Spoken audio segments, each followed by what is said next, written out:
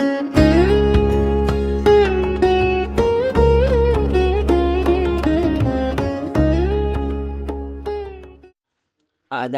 नमस्ते। खतूत गालिब का तनकीदी मुताला, तहरीर खलीक अंजुम, किस्त नंबर 7। तुम्हारी वालदा का मरना सुनकर मुझको बड़ा गम हुआ। खुदा तुमको सब्र दे और उस अफीफ़ा को बख्शे। मेरा हकीकी भाई मिर्ज़ा यूसुफ खां दीवाना भी मर गया। कैसा पेंशन और कहाँ उसका मिलना। यहाँ जान के लाले पड़े हैं। है मौजज़न एक कुलज़ुम खूं, काश यही हो। है मौजज़न एक कुलज़ुम खूं, काश यही हो। आता है अभी देखिए क्या क्या मेरे आगे। मुरक्का निगारी। अगरचे खतूत गालिब में मुरक्का निगारी के नमूने बहुत कम हैं, लेकिन 2-4 नमूने मिलते हैं। वो इस बात का सबूत हैं कि उर्दू में खाका निगारी के इब्तिदाई नुक़ूश भी खतूत गालिबी में मिलते हैं। गालिब मुख्तसर अल्फाज से ऐसा मुरक्का पेश करते हैं कि पूरी तस्वीर और साहिब तस्वीर का किरदार हमारे सामने आ जाता है। गालिब जब रामपुर में थे तो नवाब कलब अली खां की शख्सियत ने उन्हें बहुत मुतासर किया। अलाई को अपने तासुरात इन अल्फाज में बयान करते हैं। रईस की तस्वीर खींचता हूँ। कद, रंग, शक्ल, शमाइल बईनहु भाई ज़ियाउद्दीन खां। उम्र का फ़र्क और कुछ चेहरा और लहिया मुतफ़ावत। हलीम व खलीक, बाज़िल, करीम, मुतवाज़े, मुंतशिरा, मुतवर्रा, शेर व फ़हम, सैकड़ों याद। नज़्म की तरफ तवज्जो नहीं, नस्र लिखते हैं और खूब लिखते हैं। जलाला से तबाही का तर्ज बरतते हैं। शगुफ्ता जबी ऐसे कि उनके देखने से गम कोसों भाग जाए। फसी बयान ऐसे कि उनकी तकरीर सुनकर एक और नई रूह कालिब में आए। अल्लाहुम्मा दामु इक़बालहु व ज़ादी अजलालहु, बनाम अलाउद्दीन खां अलाई। इस मुख्तसर सी तहरीर में गालिब ने नवाब कलब अली खां की पूरी शख्सियत, चेहरा, मोहरा व अखलाक, शेर फहमी, नस्र निगारी और तकरीर, गर्ज हर चीज़ इस तरह बयान की है कि नवाब साहब की पूरी शख्सियत और उनका किरदार हमारे सामने आ गया है। मीर मेहदी मजरूह के एक दोस्त हकीम मीर अशरफ अली पहली बार गालिब से मुलाकात को आए। गालिब को हकीम साहब बहुत पसंद आए। उनसे अपनी मुलाकात का हाल जिस दिलकश अंदाज में बयान किया है, इसे आप भी मुलाहजा फरमाएं। कल दोपहर ढले एक अजनबी, सांवले सलोने, दाढ़ी मुंडे, बड़ी बड़ी आंखों वाले तशरीफ़ लाए। तुम्हारा ख़त दिया। सिर्फ उनकी मुलाकात की तकरीब में था। बारे उनसे इसमें शरीफ पूछा गया। फरमाया अशरफ अली। कौमियत का इस्तफसार हुआ। मालूम हुआ सैयद हैं। पेशा पूछा। हकीम निकले, यानी हकीम मीर अशरफ अली। मैं उनसे मिलकर बहुत खुश हुआ। खूब आदमी हैं और काम के आदमी हैं। बनाम मीर मेहदी मजरूह। गालिब की एक मुलाजिमा थी भी वफादार, बहुत दिलचस्प शख्सियत की मालिक। अलाई के नाम एक ख़त में गालिब ने उनकी शख्सियत का बहुत दिलकश खाका खींचा है। लिखते हैं, भी वफादार जिनको तुम कुछ और भाई खूब जानते हैं। अब तुम्हारी फूफी ने उन्हें वफादार बेग बना दिया है। बाहर निकलती हैं, सौदा तो क्या लाएंगी, मगर खलीक और मिलनसार हैं।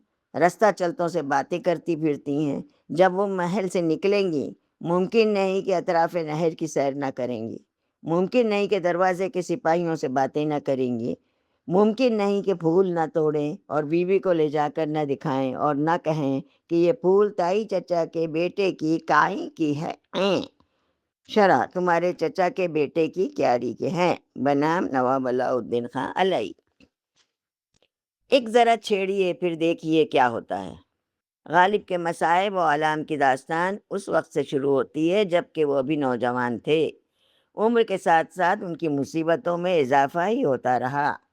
पेंशन के मुकदमे में उनकी शिकस्त, 2 दफ़ा का हादसा असीरी, 1857 का नाकाम इनकलाब और उसमें बेशुमार दोस्तों, अजीज़ों और शागिर्दों का कत्ल, जो बाकी बचे थे उनकी मुफारकत, ज़िंदगी भर की तंगदस्ती और बुढ़ापे की मुसलसल बीमारियां गालिब जैसे हिस्सास इंसान को पागल कर देने या कम से कम इन्हें दुनिया से मुतनफ़्फ़र कर देने और कुनूती बनाने के लिए काफ़ी थी।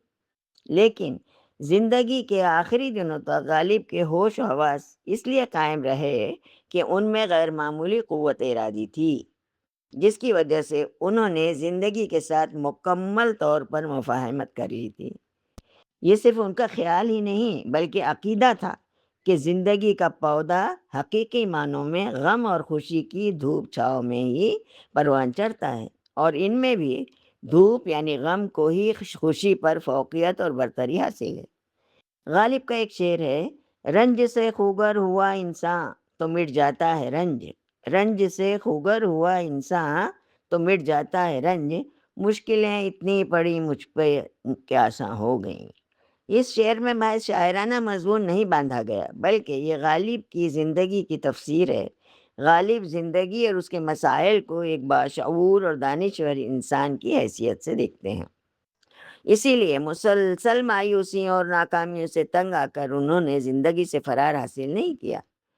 زندگی کے مصائب و آلام نے ان کی فکر میں بالادگی پیدا کی اور ان میں زندہ رہنے کا عزم اور حوصلہ جگایا، اور وہ صبر و تحمل اور استقلال پیدا کیا جو ہر کڑی سے کڑی مصیبت کو ہنس کر جھیلنا سکھاتا ہے۔ ایسا ہی آدمی یہ شعر کہہ بھی سکتا تھا، تاب لائے ہی بنے گی غالب، تاب لائے ہی بنے گی غالب، واقعہ سخت ہے اور جان عزیز۔ غالب نے جان عزیز کے لیے آرزو اور شکست آرزو، خوشی اور غم، کامیابی اور ناکامی کے درمیان زندہ رہنے کا سلیقہ سیکھ لیا تھا۔ اسی لیے تو وہ اپنے آپ کو ہدف ستم ہائے روزگار نہیں بلکہ رہین ستم ہائے روزگار کہتے ہیں۔ اس ستم ہائے روزگار سے ان کی زندہ دلی اور بزلہ سنجی اور ان کی حصہ مزاح مان نہیں پڑی بلکہ اور تیکھی ہوتی چلی گئی۔ ایک حقیقی مزاح نگار کی طرح غالب زندگی کے ان تمام ناہمواریوں اور کھردرے پن پر سے ہنستے ہوئے برہنہ پا گزر جاتے ہیں جن پر چلتے ہوئے پاؤں لہو لہان ہو جاتے ہیں۔ زندگی کے تضادات کا احساس اور عرفان ہی ان تضادات کی نشریت بھی ہے، اور اس نشتریت کا اندازہ غالب نے ہمیں اپنی تحریروں میں خوب کرایا ہے۔ غالب کے مزاح میں پھکڑ پن نہیں تھا بلکہ زندگی کی بصیرتوں کا اور اس کی تلخ اور شیریں حقیقتوں کا، تلخ زیادہ اور شیریں کم، حوصلہ مندانہ اور برملا اظہار ہے۔ غالب کے طنز اور ان کی شوخی طبع دونوں کا سرچشمہ زندگی کی محرومیاں اور غم و آلام ہے، اس لیے ان کا مزاح توانا اور جاندار ہے۔ غالب خط لکھتے ہوئے کوشش کرتے ہیں کہ اپنی مصیبتوں کے بیان سے دوسروں کو بے وجہ پریشان نہ کرے۔ وہ اپنے دکھڑے بڑے چسکے لے کر بیان کرتے ہیں۔ میر سرفراز حسین کے نام خط میں اپنی تنہائی کا ماتم کرتے ہیں، ان دوستوں کا ذکر کرتے ہیں جنہیں انقلاب زمانہ نے ان سے جدا کر دیا، پھر ایک دم بات کا رخ بدلتے ہوئے لکھتے ہیں، اللہ اللہ اللہ، ہزاروں کا میں ماتم دار ہوں، میں مروں گا تو مجھ کو کون روئے گا۔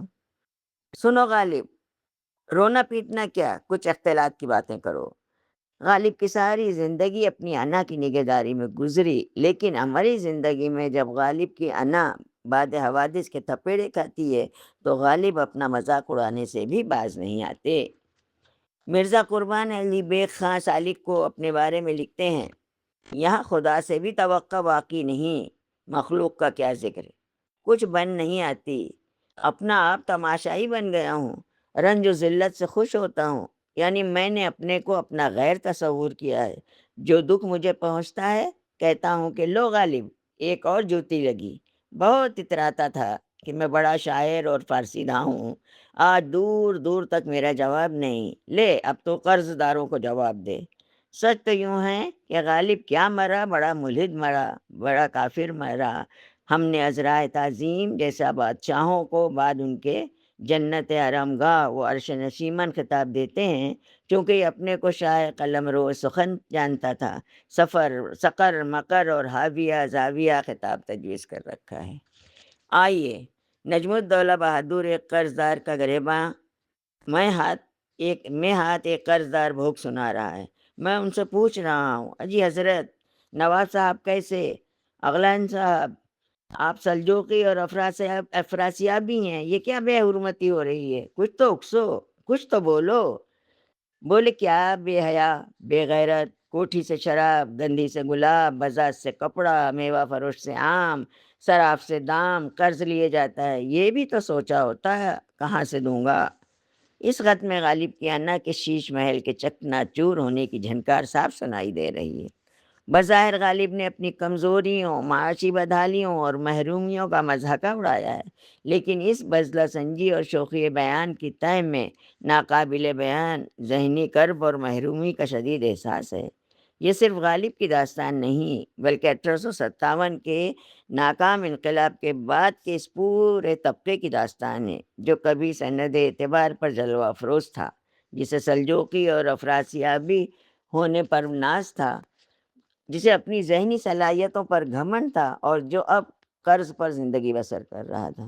کامیاب ترین طنز وہی ہے جس کا شکار طنز نگار کی اپنی ذات ہو۔ کوئی دوسرا شخص ایسی بے رحمی سے غالب کا مذاق نہیں اڑا سکتا تھا، جیسا کہ اس خط میں خود غالب نے اپنا مذاق اڑایا ہے۔ غالب نے نواب علاء الدین خالعی کے نام ایک خط میں اپنی غربت اور معاشی بدحالی کا اس طرح مذاق اڑایا ہے۔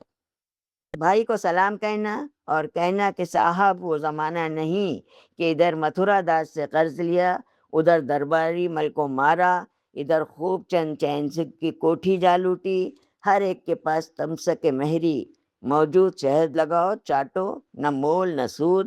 اس سے بڑھ کر یہ بات کہ روٹی کا خرچ بالکل پھوپھی کے سر۔ بائیں ہمہ کبھی خان نے کچھ دے دیا، کبھی الور سے کچھ دلوا دیا، کبھی ماں نے کچھ آگرے سے بھیج دیا۔ اب میں اور 62 روپے 8 آنے کلکٹری کے، 100 روپے رامپور کے قرض دینے والا، ایک میرا مختار کار، وہ سود ماہ بماہ لیا چاہے، مول میں قسط اس کو دینی پڑے، انکم ٹیکس جدا، چوکی جدا، چوکی دار جدا، سود جدا، مول جدا، بیوی جدا، بچے جدا، شاگرد پیشہ جدا، آمد وہی 162۔ تنگ آ گیا، گزارا مشکل ہو گیا، روزمرہ کا کام بند رہنے لگا۔ سوچا کہ کیا کروں، کہاں سے گنجائش نکالوں، خیر درویش بجانے درویش۔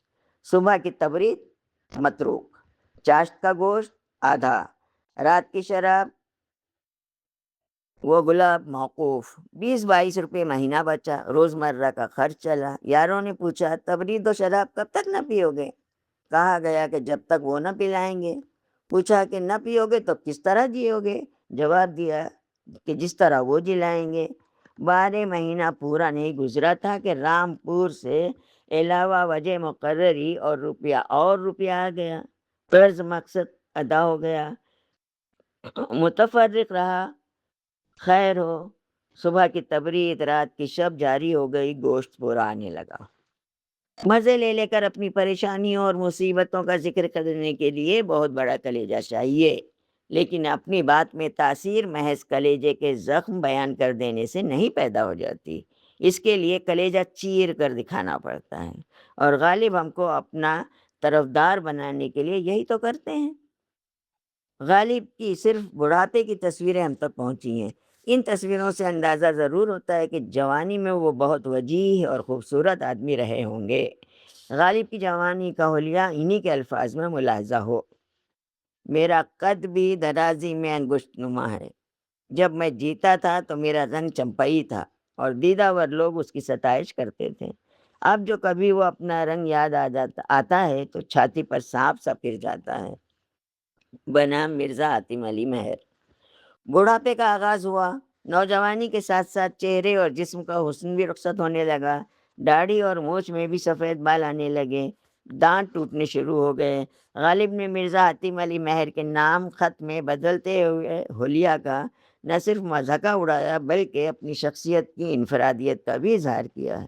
غالب لکھتے ہیں: جب داڑھی مونچھ میں سفید بال آ گئے، تیسرے دن چیونٹی کے انڈے گالوں پر نظر آنے لگے۔ اس سے بڑھ کر یہ ہوا کہ آگے کے 2 دانت ٹوٹ گئے، ناچار مسی بھی چھوڑ دی اور داڑھی بھی۔ مگر یہ یاد رکھیے کہ اس بھونڈے شہر میں ایک وردی ہے عام، ملا، حافظ، بساتی، انیچہ بند، دھوبی، سقا، بھٹیارا، جولاہا، کنجڑا، منہ پر داڑھی سر پر بال، فقیر نے جس دن داڑھی رکھی اسی دن سر منڈوایا۔ بنام مرزا حاتم علی مہر۔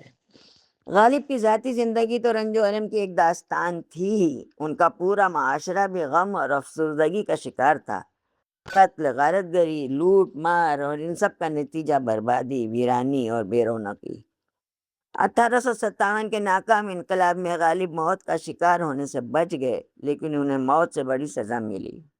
یعنی ان جیسے حساس انسان کو ان تمام خونی واقعات کا پہلے خاموش تماشائی اور پھر اجڑی ہوئی دلی کا ماتمدار بننا پڑا۔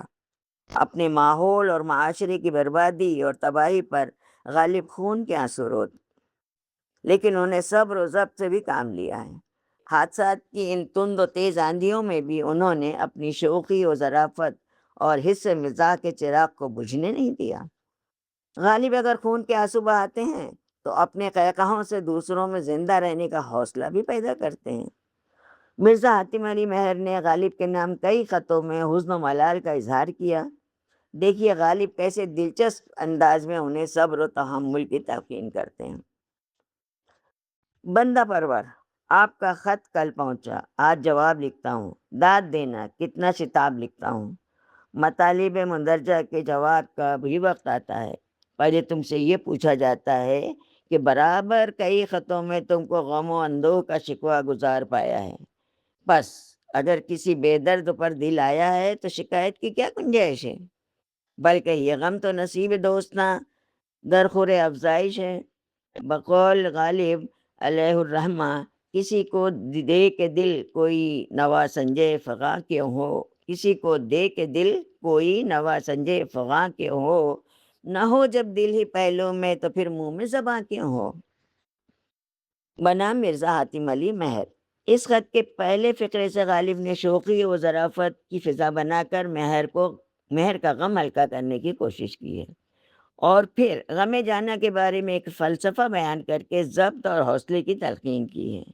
ان کی بات میں کہیں سے سنجیدگی کا شائبہ بھی نہ پیدا ہوا۔ اس کے لیے خط کی عبارت کو بھی مقفع کر دیا۔ غالب فطرتاً ظریف الطبع ہیں، وہ معمولی چیزوں میں ہنسنے اور ہنسانے کا موقع نکال لیتے ہیں۔ یوسف مرزا کے نام ایک خط میں غالب نے حافظ مامو کے مقدمے کے واقعات اس طرح لکھے ہیں۔ ایک لطیفہ پرسوں کا سنو۔ حافظ مامو بے گناہ ثابت ہو چکے، رہائی پا چکے، حاکم کے سامنے حاضر ہوا کرتے ہیں، املاک اپنی مانگتے ہیں، قبض و تصرف ان کا ثابت ہو چکا ہے، صرف حکم کی دیر۔ پرسوں وہ حاضر ہیں۔ مسلسل پیشی ہوئی۔ حاکم نے پوچھا، حافظ محمد بخش کون ہے؟ عرض کیا کہ میں۔ پھر پوچھا کہ حافظ مامو کون ہے؟ عرض کیا کہ میں۔ اصل نام میرا محمد بخش ہے، مامو مشہور ہوں۔ فرمایا یہ کچھ بات نہیں، حافظ محمد بخش بھی تم، حافظ مامو بھی تم، سارا جہاں بھی تم، جو کچھ دنیا میں ہے وہ بھی تم، ہم مکاں کس کو دیں؟ مثل داخل دفتر ہوئی، میاں مامو اپنے گھر چلے آئے۔ بنام یوسف مرزا۔ ظرافت اور مکالمہ آرائی سے غالب نے پورے واقعے کی بڑی دلچسپ تصویر کھینچ دی ہے۔ اس واقعے سے یہ بھی اندازہ ہوتا ہے کہ انگریزوں کے ظلم و ستم صرف 1857 کے ناکام انقلاب تک محدود نہیں رہے، بلکہ بعد میں بھی وہ بہانے بنا کر ہندوستانیوں پر ظلم کرتے رہے۔ مثل داخل دفتر ہوئی، میاں مامو اپنے گھر چلے آئے۔ ان دو چھوٹے چھوٹے فقروں میں ہندوستانیوں کی بے بسی اور لاچاری کا کیا خوبصورت اظہار کیا گیا ہے۔ ناانصافیوں کی اس داستان کو لطیفہ بنا کر پیش کرنے کا ایک مقصد یہ بھی تھا کہ اس خط کے آغاز میں غالب نے مرزا یوسف کے لڑکے کی وفات پر تعزیتی کلمات لکھے تھے۔ پھر غالب نے یوسف مرزا کے ماموں سید یوسف الدین حیدر کے حکم و دام حبس کا ذکر کیا تھا۔ غالب پر 1857 کے ناکام انقلاب کے دوران بہادر شاہ ظفر کا سکہ کہنے کا الزام تھا۔ غالب نے خط میں اس الزام کا بھی ذکر کیا تھا۔ ان تینوں واقعات کے بیان سے یہ خط بہت غم انگیز ہو گیا تھا۔ ان واقعات کا اثر کم کرنے کے لیے غالب نے حافظ مامو کا واقعہ بیان کرنے میں شوخی اور ظرافت سے کام لیا۔ اس لطیفے کے بعد اس خط میں غالب ایک اور واقعہ اس طرح بیان کرتے ہیں کہ آدمی ہنسے بغیر نہ رہ سکے۔ خواجہ بخش درزی بہت موٹے آدمی تھے، ان کے لیے ہاتھی کا استعارہ کیسا برجستہ ہے۔ لکھتے ہیں، ہاں صاحب، خواجہ بخش درزی کل سے پہر کو میرے پاس آیا، میں نے جانا ایک ہاتھی کوٹھے پر چڑھایا۔ بنام یوسف مرزا۔ غالب کے خطوط میں کہیں کہیں معمولی اور سطحی قسم کی ظرافت بھی ملتی ہے، جس کا مقصد محض ہنسنا ہنسانا ہے۔ مثال کے طور پر غالب ایک خط میں لکھتے ہیں: روزہ رکھتا ہوں مگر روزے کو بہلائے رہتا ہوں، کبھی پانی پی لیا، کبھی حقہ پی لیا، کبھی کوئی ٹکڑا روٹی کا کھا لیا۔ یہاں کے لوگ عجب فہم اور طرفہ روش رکھتے ہیں۔ میں تو روزہ بہلاتا رہتا ہوں، اور یہ صاحب فرماتے ہیں کہ تو روزہ نہیں رکھتا۔ یہ نہیں سمجھتے کہ روزہ نہ رکھنا اور چیز ہے اور روزہ بہلانا اور بات ہے۔ بنام منشی نبی بخش حقیر۔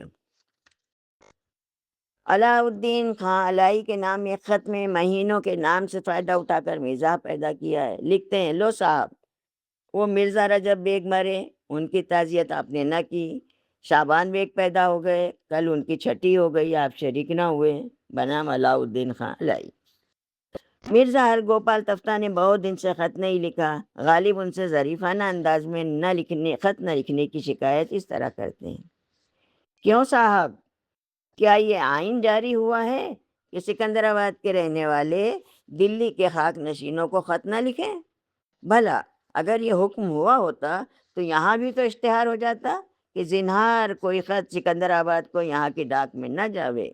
بنام مرزا ہرگوپال تفتہ کو خط لکھا تو غالب کو شاید خیال ہوا کہ خط کا وزن زیادہ ہو گیا ہے، کہیں بیرنگ نہ ہو جائے، لفافہ پر دگنے ٹکٹ لگا دیے اور خط میں اس کا اظہار اس طرح کیا: کیوں صاحب، یہ ڈبل خط پوسٹ پیڈ بھیجنا، اور وہ بھی دلی سے سکندر آباد کو، آیا حاتم کے سوا اور میرے سوا کسی نے کیا ہوگا؟ بنام مرزا ہرگوپال تفتہ۔ غالب اور مجروح کی ایک دوست حکیم میر اشرف علی نے سر منڈوا ڈالا۔ غالب کو ان کی شکل دیکھ کر ہنسی آ گئی۔ مجروح کو لکھتے ہیں: کل حکیم میر اشرف علی آئے تھے، سر منڈوا ڈالا ہے، محلقین رؤوسکم پر عمل کیا ہے۔ میں نے کہا کہ سر منڈوایا تو داڑھی رکھو۔ کہنے لگے: دامن از کجا آرم کے جامان ادارم۔ واللہ ان کی صورت قابل دیکھنے کے ہے۔ بنام میر مہدی مجروح۔ غالب کو شاید بیکانیر کی مصری بہت پسند تھی۔ علائی سے مصری کی فرمائش کرتے ہیں۔ فرمائش کا انداز تو دیکھیے: خسی بکروں کے گوشت کے قلیے، دو پیازے پلاؤ، کباب، جو کچھ تم کھا رہے ہو، مجھ کو خدا کی قسم اگر اس کا کچھ خیال بھی آتا ہو، خدا کرے بیکانیر کی مصری کا کوئی ٹکڑا تم کو میسر نہ آیا ہو۔ کبھی یہ تصور کرتا ہوں کہ میر جان صاحب اس مصری کے ٹکڑے چبا رہے ہوں گے تو یہاں میں رشک سے اپنا کلیجہ چاپنے لگتا ہوں۔ بنام نواب علاؤالدین خان علائی۔ میر احمد حسین مہکش سے خرموں کی فرمائش کیسے دلچسپ اور پرلطف انداز میں کرتے ہیں: بھائی مہکش آفریں، ہزار آفریں، تاریخ نے مزہ دیا، خدا جانے وہ خرمے کس مزے کے ہوں گے جن کی تاریخ ایسی ہے۔ دیکھو صاحب، قلندر ہرچے گوید دیدہ گوید، تاریخ دیکھیے، اس کی تعریف پہ خرمے کھائیں گے، اس کی تعریف کریں گے۔ کہیں یہ تمہارے خیال میں نہ آوے کہ یہ حسن طلب ہے کہ ناحق تم دین محمد غریب کو دوبارہ تکلیف دو۔ ابھی رقہ لے کر آیا ہے، ابھی خرمے لے کر آوے۔ لا حول ولا قوت الا باللہ العلی العظیم۔ اگر بفرض محال تم یوں ہی عمل میں لاؤ گے اور میاں دین محمد صاحب کے ہاتھ خرمے بھجواؤ گے تو ہم بھی کہیں گے: تازہ شے بہتر 12 سے 72، تازہ شے بہتر 12 سے 72۔ غالب کی ظرافت زندگی سے مفاہمت کے جذبے کے تحت پیدا ہوئی۔ وہ اپنی تمناؤں اور امیدوں کی ناکامی پر قہقہے لگانے کا حوصلہ رکھتے۔ وہ نہ صرف اپنی کمزوریوں اور صعوبتوں کا بے باکانہ اظہار کرتے ہیں بلکہ ان کا مذاق اڑاتے ہیں، ان پر ہنستے ہیں اور ہمیں ہنسنے کی ترغیب دیتے ہیں۔ شاعری میں عرش سے پرے ایک مکان کا متمنی خطوں میں ایک عام انسان نظر آتا ہے، ایک ایسا انسان جس کے پیر زمین پر مضبوطی سے جمے ہوئے ہیں اور جو مصائب و آلام کی تاریکیوں میں زندہ دلی اور شگفتگی کی پھلجھڑیاں چھوڑتا دکھائی دیتا ہے۔ 1857 کے ناکام انقلاب میں غالب کا سب کچھ لٹ گیا۔ وہ اس بھری دنیا میں تنہا رہ گئے۔ اس تباہی اور بربادی نے ان کے پورے وجود کو جھنجھوڑ کر رکھ دیا۔ اپنی زندہ دلی اور شوخی طبع کو ہتھیار بنا کر وہ ان حالات کا مقابلہ کرتے ہیں۔ مجروح کے نام میں خط میں اپنی بربادی اور زبوں حالی کا ذکر کرتے کرتے اچانک رگ ظرافت پھڑک اٹھتی ہے، اور وہ ایسی بات لکھتے ہیں کہ جس سے مکتوب علیہ کا ذہن کا بوجھ ہلکا ہو جائے۔ مجروح کو لکھتے ہیں، خلاصہ میری فکر کا یہ ہے کہ اب بچھڑے ہوئے یار کہیں قیامت ہی کو جمع ہوں، سو وہاں کیا خاک جمع ہوں گے، سنی الگ، شیعہ الگ، نیک جدا بد جدا، بنام میر مہدی مجروح۔ یہ میرا حال سنو کہ بے رزق جینے کا ڈھب مجھ کو آ گیا ہے، اس طرف سے خاطر جمع رکھنا۔ رمضان کا مہینہ روزہ کھا کھا کر کاٹا، آئندہ خدا رزاق ہے، کچھ اور کھانے کو نہ ملا تو غم تو ہے۔ بس صاحب، جب ایک چیز کھانے کو ہوئی، اگرچہ غم ہی ہو تو پھر کیا غم ہے، بنام میر مہدی مجروح۔ غالب اپنی کمزوریوں کا، اپنی بدحالی کا بے باکانہ اظہار ہی نہیں کرتے، بلکہ ان کا مذاق بھی اڑاتے ہیں، اس پر خود بھی ہنستے ہیں اور ہمیں بھی ہنساتے ہیں۔ ایک صاحب ہے پیر جی، غالب ان سے ہنسی مذاق کرتے رہتے ہیں۔ ایک دن ان سے جو گفتگو ہوئی، اسے غالب نے الائی کے نام ایک خط میں اس طرح لکھا ہے: پیر جی سے جب پوچھتا ہوں کہ تم خوب شخص ہو، اور وہ کہتے ہیں کیا کہنا، اور میں پوچھتا ہوں کس کا، تو فرماتے ہیں مرزا شمشاد علی بیگ کا۔ ہیں؟ اور کسی کا نام تم کیوں نہیں لیتے؟ دیکھو یوسف علی خاں بیٹھے ہیں، ہیرا سنگھ موجود ہے۔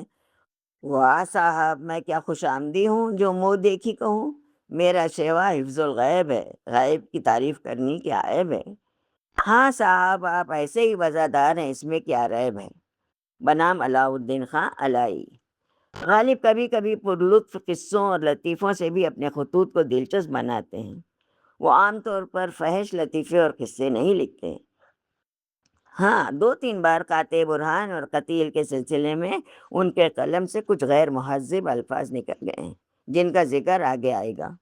غالب نے مجروح اور میرن صاحب کے تعلقات کے بارے میں ایسے مزاحیہ انداز میں گفتگو کی ہے کہ کہیں کہیں اس میں ضم کا پہلو بھی پیدا ہو گیا ہے، لیکن غالب کا اس قسم کے مذاق کا رشتہ اپنے شاگردوں میں صرف میر مہدی مجروح سے ہے۔ غالب کے خطوط سے اندازہ ہوتا ہے کہ مجروح بھی میرن صاحب کا ذکر مزے لے لے کر کرتے تھے۔ ایک دفعہ میرن صاحب کے چہرے پر محاسا نکل آیا۔ مجروح نے غالب کے نام خط میں اس محاسے کے بارے میں انشا پردازی کی ہوگی۔ غالب جواباً لکھتے ہیں، ایک غریب سید مظلوم کے چہرہ نورانی پر محاسا نکلا ہے، تم کو سرمایہ عارش گفتار بہم پہنچا ہے، بنام میر مہدی مجروح۔ تمت بالخیر۔ آج یہ ختم ہوا تنقیدی مطالعہ۔